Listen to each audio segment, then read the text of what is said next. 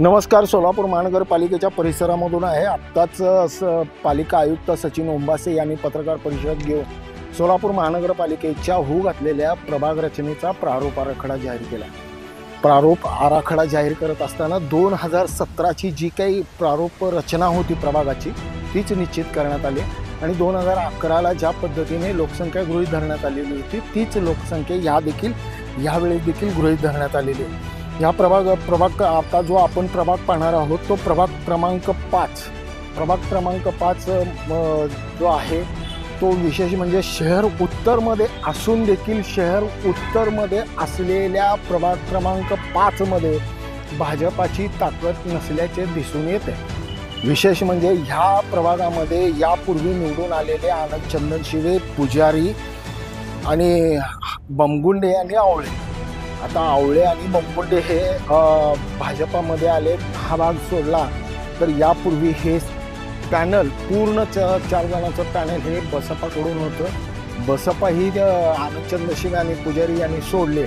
त्याच्यामुळं आता ते काँग्रेस राष्ट्रवादीमध्ये आहेत आणि बमगुंडे आणि आयवळे हे भाजपामध्ये आहेत. म्हणजे पूर्वीचा जर का प्रभाग बघितला तर तो बसपाकडे होता, भाजपाकडे नव्हता. हे विशेष आहे. पण आता 2026ला जो काय 26ला जो काही होईल निवडणुका त्यावेळेस मात्र हा नेमका प्रभाग कोणाकडे आणि कशा पद्धतीनं जाणार ह्याच्याकडे आपण सर्वांचं लक्ष लागून राहिलेलं आहे. आणि विशेष म्हणजे ह्या प्रभागामधली जी लोकसंख्या आहे ती 33,869 इतकी आहे. ह्याच्यामध्ये जी SCची लोकसंख्या आहे ती 10,079 आणि ह्याच्यामध्ये STची जी लोकसंख्या आहे 665.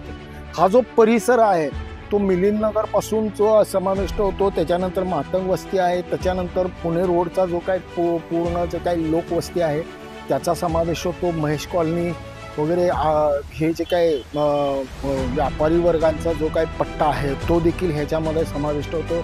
दमानी नगराचा काही थोडा भाग हा त्याच्यामध्ये समाविष्ट होतो. त्याच्यानंतर तो मातंग वस्तीकडून पुणे रोडच्या मार्गाने बाळे आणि बाळे परिसरापर्यंत जातो. म्हणजे जवळपास कोंडीचा जो काही परिसर शिवाजीनगर हा सगळा भाग हा प्रभाग क्रमांक 5 मध्ये येतो. आणि येणाऱ्या महानगरपालिका निवडणुकीमध्ये युती या शब्दाला जर का कोट केला तर त्याचं राजकारण आणि त्या अनुषंगाने होऊ घातलेल्या एकमेकाच्या कुरघोड्या ह्या प्रभागामध्ये आपल्याला प्रामुख्याने पाहायला मिळणार आहेत.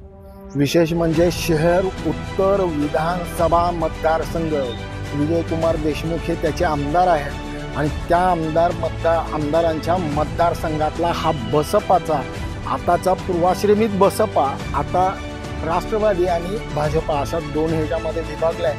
येणाऱ्या काळामध्ये ह्या प्रभागात कोणाची ताकद कशी आणि कशा पद्धतीनं दिसून येणार याकडे सर्वांचं लक्ष लागून राहील.